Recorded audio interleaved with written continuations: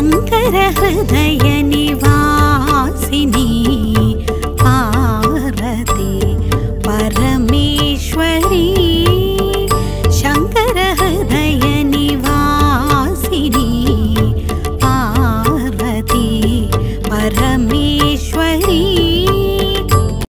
ओम क्रीं बगलामुखी वरदे सर्व सौभाग्य प्रदायिनी समस्त भक्तानां सर्व अभीष्टं साधय साधय क्रीं ओम स्वाहा। ఇది ఏమిటి అని మీకు అర్థమయ్యే ఉండే అవకాశం లేదని నాకు అనిపిస్తోంది. ఎందుకంటే మీరు జాతకం చూసేటప్పుడు లేదా మీ జాతకంలో ఈ రాశి నవాంశం ఈ రెండు కుండలీలు మాత్రమే అధికంగా ఉంటాయి. కొన్నింట్లో భావాలు అనే భిన్నమైన కుండలీలు కూడా ఉంటాయి. అది మనకి నిజంగానే అవసరం లేదని. రాశి నవాంశం ఇవి ఖచ్చితంగా అవసరం. వాటి తర్వాత వీటిని అష్టవర్గం అని పిలుస్తారు. అష్టవర్గం అని అష్టక వర్గం అని దీనిని చెప్పవచ్చు. ఇది చంద్రుడు అష్టవర్గం చంద్రాష్టక వర్గం, సూర్యుడి అష్టవర్గం సూర్యాష్టక వర్గం, బుధ అష్టవర్గం శుక్ర అష్టవర్గం, కుజ అంటే అంగారం అష్టవర్గం, గురు అష్టవర్గం, శని అష్టవర్గం.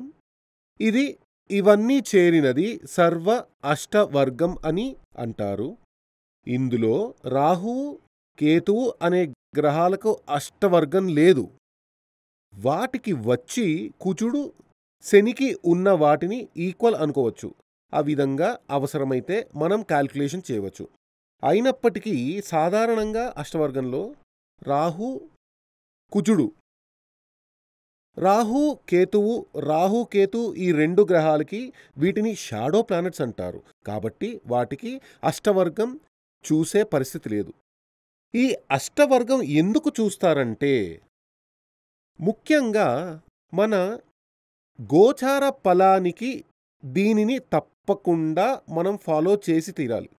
ఇప్పుడు మీరు డైలీ ఫలాలు చూస్తారు కదా, ఈ టీవీలో వస్తుంది, ఈ టీవీలో వీక్లీలో వస్తూ ఉంటుంది వార ఫలం అని చెబుతుంటారు. టీవీలో కూడా కొంతమంది చెబుతారు వారఫలం అని. మీరది ఫాలో చేస్తే దానికి మీ జీవితానికి సంబంధమే ఉండదు. చాలా రేర్గా కొన్ని జరుగుతుందే తప్ప అక్కడ చెప్పేదానికి మీ జీవితానికి సంబంధమే ఉండదు. దానికి కారణం ఏమిటంటే ఈ ఒక్క గ్రహానికి ఈ చంద్రుడు సూర్యుడు బుధుడు శుక్రుడు కుజుడు గురుడు శని ఈ విధంగా చెప్పబడిన ఈ 7 గ్రహాలకి ఒక్కో రాశి మీద ఏ స్థాయిలో పట్టు ఉందని తెలియకుండా దాని ఫలం చెబితే కరెక్టే కాదు కదా. అదేమిటంటే ఇక్కడ గ్రహాల పేర్లు రాసి ఉన్నాయి కదా, రాశిలో నవాంశంలో చూడొచ్చు. కానీ ఇక్కడ మాత్రం డాట్స్ నంబర్లు మాత్రమే వేసి ఉన్నాయి. అష్టవర్గంలో నంబర్ మాత్రమే దీనికి పాయింట్లు అని చెబుతారు. బిందువులు అనుకోండి, డాట్స్ అని అనుకోవచ్చు. ఆ విధంగా మీరు అనుకోవచ్చు. ఇక్కడ దీనికి అర్థం ఏమిటంటే ఒక్కో గ్రహానికి అంటే రాసుల్లో ఏ మేరకు హోల్డ్ ఉంది, ఏ స్థాయిలో స్వాధీనం ఉంది అంటే ఇన్ఫ్లుయెన్స్ అని అర్థం. అది ఉందని తెలిసే విధంగా చెప్పేదే ఇది. అది తెలియకుండా గ్రహ మార్పు జరిగినప్పుడు ఫలం చెబితే కరెక్ట్గానే ఉండదు. ఇప్పుడు గురు సంచారం రానుంది. చాలామంది గురు సంచారం గురించి చాలా భయంకరంగా చెబుతున్నారు. నిన్న విన్నాను, ఒక ఆయన చెప్పాడు, ఇదిక్కడ ఈ వ్యక్తి హస్త నక్షత్రంలో పుట్టాడు. హస్త నక్షత్రంలో అంటే కన్యరాశి. ఇప్పుడు మేషంలో ఉన్న గురువు వృషభంలోకి వెళ్ళనుంది, 9వ స్థానంలోకి వెళ్ళనుంది. అప్పుడు ఆయన చెప్పాడు కన్యరాశి వారికి అతి భయంకరంగానే ఉంటుంది. గురు సంచారం 9వ స్థానంలో భాగ్యస్థానంలోకి వస్తుంది, గంభీరంగా ఉంటుంది, అలా ఇలా అని చెప్పారు. కానీ ఈ జాతక ప్రకారం కన్యా రాశి వ్యక్తులందరికీ ఇలా ఏమీ లేదు. ఈ ప్లానెటరీ పొజిషన్ అంటే ఈ పాయింట్లు అన్నీ కన్యా రాశుల వారికి అలా అనుకోకూడదు. మీది కన్యా రాశి అయినప్పటికీ మీ అష్టక వర్గంలో మార్పు ఉంటుంది. అది ఒక్కో జాతకానికి బేస్ చేసుకుని ఉంటుంది. కాబట్టి ఈ జాతకానికి సంబంధించినంత వరకు ఈయనది కన్యా రాశి. నిన్న ఒక జ్యోతిష్కుడు చెప్పాడు, కన్యా రాశి వారికి గురు సంచారం అతి భయంకరంగా ఉంటుంది. అలా ఏదేదో చెప్పాడు. కానీ ఈ జాతకానికి సంబంధించినంత వరకు ఈయనకి గురువు ఇది కన్యా రాశి. అక్కడ నుండి 9వ స్థానం 1, 2, 3, 4, 5, 6, 7, 8, 9వ స్థానంలో 4 పాయింట్లు మాత్రమే ఉన్నాయి. 8వ స్థానంలో 4 పాయింట్లు మాత్రమే ఉన్నాయి. కాబట్టి ఈ 8వ స్థానంలో గురువు ఉన్నప్పుడు చాలా భయంకరమైన దోషం అని ఆయన చెప్పారు. అదే ఫలితమే 9వ స్థానంలోకి వచ్చేటప్పుడు ఉంటుంది. ఎందుకంటే అక్కడ కూడా పాయింట్లు 4 ఉన్నాయి. పాయింట్లు 5 కానీ అంతకు మించి గాని ఉంటే మాత్రం శుభ ఫలితాలు లభిస్తాయి. 4 కానీ అంతకంటే తక్కువ గాని ఉంటే దోషాలు సంభవిస్తాయి. 4 పాయింట్లుంటే పెద్దగా శుభాలుండవు, పెద్దగా దోషాలు ఉండవు. దానికంటే కింద 3, 2, 1 అనే విధంగా ఉంటే, ఒక పాయింట్ మాత్రమే ఉంటే అతి భయంకరమైన కష్టాలు నష్టాలు కలుగుతాయి. 1, 2, 3 లాంటి వాటికి. కాబట్టి ఇక్కడ చూస్తే ఇక్కడ ఆ గురువు మార్పు ఈయనకి సంబంధించిన ఈయనకి జీవితంలో ఏమీ జరగపోయేది లేదు. అదేవిధంగా ఈయన విషయంలో ఇప్పుడు అంటే కన్యారాశి వ్యక్తి, ఈ కన్యారాశి వ్యక్తికి శని మార్పు జరగబోతోంది కదా. ఇప్పుడే ఒక శని మారింది, కానీ అది ఏ శని అని తెలియదు. అంటే శని రాశి మారిపోయి జనవరిలో మారిపోయింది. 2021లో శని మారిపోయి కుంభానికి వచ్చేసింది. ఇప్పుడు పోయిన డిసెంబర్లో ఒక శని మారింది, కానీ అది ఏ శని అని తెలియదు. కుంభానికి మళ్ళీ వచ్చేసిందని చెబుతున్నారు. సరే, దాని గురించి మరో రోజు మాట్లాడుకుందాం. ఇక్కడ చూస్తే ఇప్పుడు ఈ జాతకంలో అప్పుడు ఈ శనికి ముందు ఇప్పుడు కుంభంలో ఉందన్నారు కదా. ఆల్రెడీ కుంభంలోనే శని ఉంది పోయిన జనవరిలో నుండి. ఇప్పుడు మళ్ళీ జనవరిలో నుండి కుంభంలో ఉన్న శని మళ్ళీ కుంభంలోనికి వచ్చేసిందని చెబుతున్నారు. చెప్పాలంటే పాత ప్రకారం కొత్త ప్రకారం శని కుంభంలోనే ఉంది. శని కుంభంలో ఉంటే కన్యా రాశి వ్యక్తికి ఇది కన్య, తుల, వృశ్చికం, ధనుస్సు, మకరం, కుంభం అంటే 1, 2, 3, 4, 5, 6. 6వ స్థానంలో శని ఉంటే శని 3, 6, 11లో ఉంటే గోచార ఫలం అతి గంభీరంగా ఉంటుంది. ఆ విధంగా అందరూ చెబుతారు, కానీ నేను చెప్పలేదు. ఆ విధంగా అందరూ చెబుతారు. దైవ సంబంధం గ్రంథంలోనే అలాగే రాసుంది.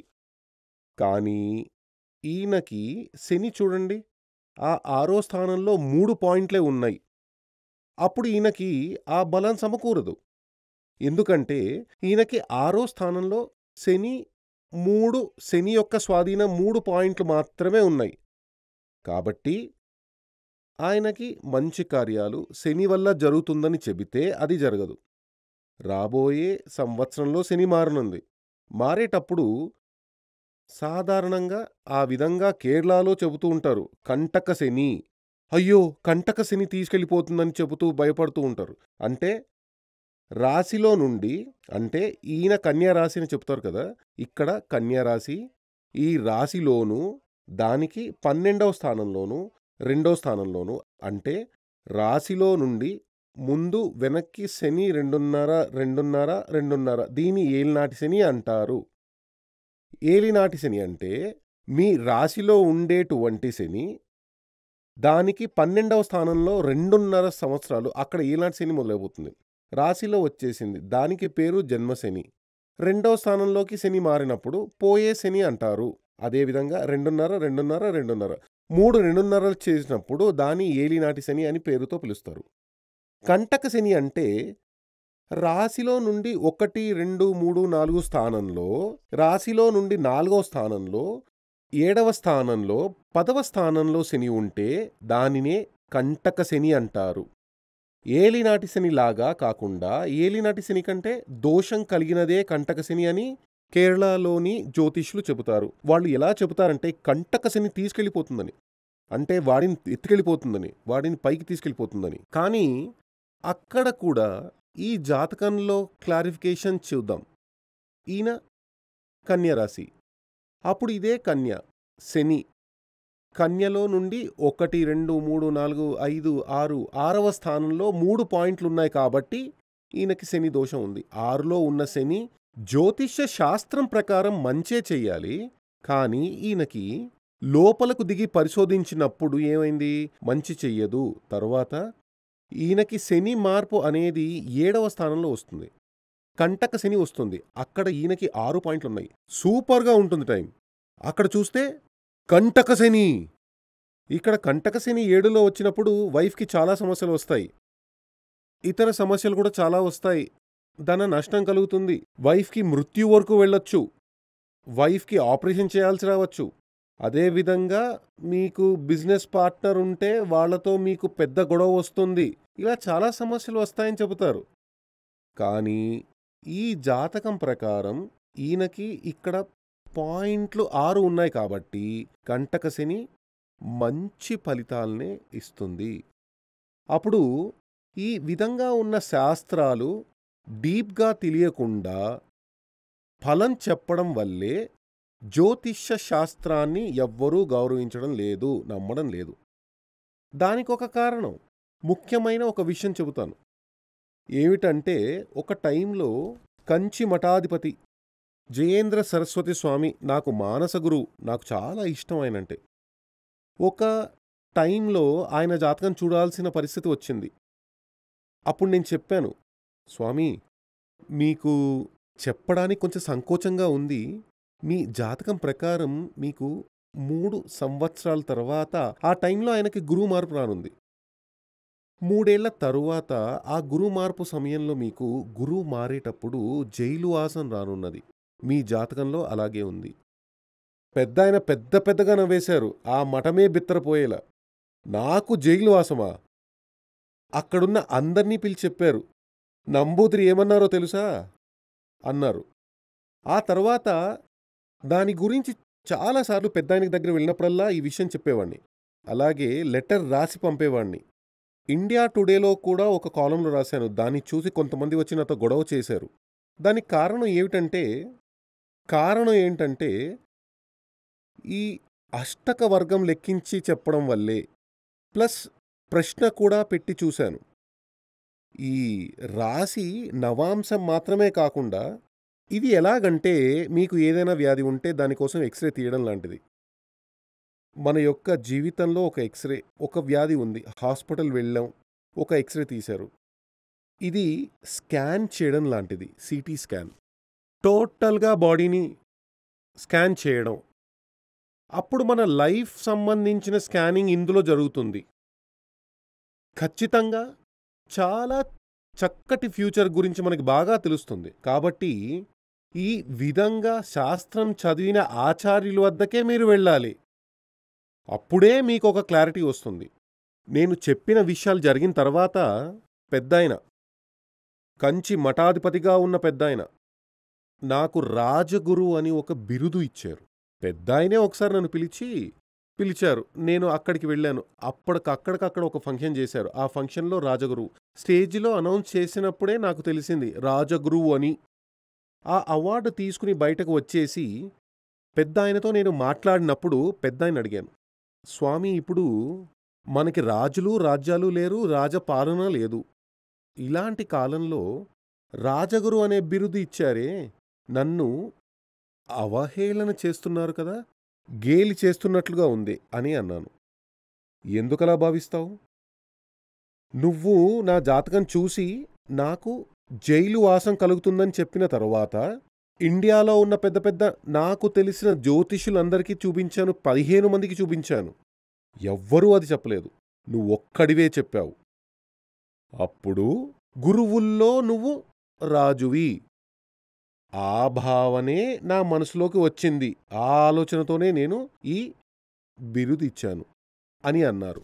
అప్పుడు అది చెప్పేలా చేసింది ఏమిటంటే, నేను పెద్దాయన జాతకం చూసి ఆ మాట గట్టిగా చెప్పేలా చేసింది ఏమిటంటే, నేను ఈ అష్టవర్గం చూడడం వల్లే. ఇదివరకే ఒక వీడియోలో రాహుల్ గాంధీ జాతకం గురించి చెప్పాను. అందులోనూ అష్టవర్గం చూసి, అష్టమంగళ ప్రశ్న పెట్టి చూసి, ఆ తర్వాత మాత్రమే ఆ సోనియా గాంధీకి, ఆయనకి సంబంధించిన అందరికీ ఆ లెటర్ రాసి పంపాను. కాబట్టి ఊరికే ఒక జాతకం చూసేసి ఏదో ఒకటి రాసి పంపడం కాదు. మీరు ఈ గురు సంచారం, శని సంచారం లాంటి పుస్తకాలు చూస్తారు కదా, అవి కొన్ని చదివి చూడండి. జరిగిన 5 సంవత్సరాలుగా ఇక్కడ సూర్యమంగళంలో 60 మంది పనిచేస్తున్నారు. అందులో బాగా చదివి జ్ఞానం కలిగిన పురోహితులున్నారు, ఆఫీస్ స్టాఫ్ ఉన్నారు. వాళ్లతో నేను 5 సంవత్సరాల ముందే చెప్పాను, ఈ బుక్ తీసి చదవండి, చదివి ఒక పరిశోధన చెయ్యండి, అవన్నీ జరుగుతున్నాయో లేదో ఒక నోట్ రాసి నాకు ఇవ్వండి. కానీ ఒక్కో సంవత్సరంలో ఆ గురు సంచారం ముగిసేటప్పుడు, శని సంచారం 2.5 ఏళ్ళు ముగిసేటప్పుడు అందులో చెప్పినట్లుగా ఏం జరగలేదు అని చెప్పేవారు. అదేవిధంగా ఇక్కడికి వచ్చిన చాలామంది 25 ఏళ్లకు పైగా పర్మనెంట్గా ఇక్కడికే వచ్చి చాలామంది ఉన్నారు. వాళ్లతో చెబుతూ ఉంటాను, టైం ఉంటే రోజు కొంచెం ఆస్ట్రాలజీ చూడండి, చూస్తే దాని గురించి కొంచెం రీసెర్చ్ చేసి చెప్పండి. వాళ్ళెవ్వరికీ అది కరెక్ట్గానే వచ్చేది కాదు. ఏదో ఒక మోస్తరుగా, అంటే చిలుక జోస్యం వాళ్ళు చెబుతారు కదా, పెట్టెలో ఒక చిలుక తీసుకొచ్చి చెయ్యి చూసి చెబుతారు కదా, అతడు 10 మందిని చూసినా ఒకే విషయాన్ని చెబుతాడు. ఎందుకంటే అతనికి అదే తెలుసు. కొందరు వాళ్ళు కరెక్ట్గా చెప్పారని చెబుతారు, కొందరు ఏదో చెప్పారులే అని అంటారు, కొన్ని విషయాలు కరెక్ట్గానే ఉంటాయి అని చెబుతారు. అదేవిధంగా ఈ వారఫలం అనేది కరెక్ట్గా మనల్ని గురించి, అంటే మీ యొక్క ఎక్స్రే తీసి మీకు మాత్రమే చెప్పాలి అంటే ఈ మెథడ్ మాత్రమే యూజ్ చేయాలి. ఇందులో మరో విషయం కూడా ఉంది. గోచార ఫలం, వేదఫలం, అంటే గోచార స్థానం, వేదస్థానం అనే 2 విషయాలు కూడా ఉన్నాయి. అవి తర్వాత ఒక వీడియోలో ఆ జాతకాన్ని రాసేసి మీకు వివరంగా చెబుతాను. ఇవన్నీ ఫాలో చేసి చదవండి, కొంచెం జ్ఞానం తెచ్చుకోండి, సంపాదించుకోండి. ఇవన్నీ చదివారంటే ఎందుకలా అని మరొక వీడియోలో చెబుతాను. మీకు రాహుకాలం మీరు క్యాలెండర్లో చూస్తారు కదా, మీరు ఈరోజు రాహుకాలం ఎన్ని గంటలకని అడగడానికి ఒక జ్యోతిష్యుడికి దగ్గర వెళ్తారా? లేదు, అందులో చూస్తే తెలుస్తుంది కదా. అదేవిధంగా మీ జీవితంలో మంచిదా చెడ్డదా జరగపోయేది, ఈరోజు ఏం జరుగుతుంది, ఇలాంటి విషయాలన్నీ మనమే తెలుసుకోవచ్చు. దానికి ఇది కొంచెం చదివితే చాలు. దీంతో పాటు ఒక చార్ట్ మీ దగ్గర, మీ యొక్క జాతకం ఆధారితమైనది. ఇది కాదు, ఇది ఒక మినిస్టర్ జాతకం, పేరు చెప్పడం లేదు కాబట్టి ఈయన యొక్క అష్టక వర్గమే ఇది. మీ జాతకానికి వేరొక విధంగా ఉంటుంది కాబట్టి ఒక్కొక్కరికి ఒక్కొక్క అష్టక వర్గం తీసి లామినేషన్ చేసి అందుబాటులో ఉంచుకుంటే మీకు మీ ఫ్యూచర్ గురించి ఇతరులను అడగకుండానే కరెక్ట్గా గ్రహించవచ్చు, తెలుసుకోవచ్చు. జగన్మాత బగళాముఖి అనుగ్రహంతో మీకు ఆయురారోగ్య సౌఖ్యసిద్ధి లభించాలని ఆశీర్వాదం చేస్తున్నాను. శ్రీ సూర్యమంగళం అద్వైత వేద విద్యాపీఠంలో తాంత్రిక పూజల్లో సిద్ధహస్తులైన ఎందరో ఆచార్యులు అమావాస్య, పౌర్ణమి రోజుల్లో ప్రత్యేక యాగాలు నిర్వహిస్తారు. ఈ యాగాల్లో పాల్గొనడం ద్వారా తల్లి శ్రీ బగళాముఖీదేవి అనుగ్రహం వల్ల సర్వదోషాలూ పోయి సకల సౌభాగ్యాలు మనకు కలుగుతాయి. శ్రీ సూర్యమంగళం అద్వైత వేద విద్యాపీఠం జ్యోతిష్యం, ప్రశ్నలు, వాస్తు, తాంత్రిక పూజలు మరియు వేదయాగాలు నిర్వహిస్తారు. సంప్రదించవలసిన నంబర్ 7305442299 7305442299. చెన్నై, కోయంబత్తూర్, బెంగళూరు, హైదరాబాద్, విజయవాడ, ఢిల్లీ, ముంబై, తిరునల్వేలి, టెక్సాస్.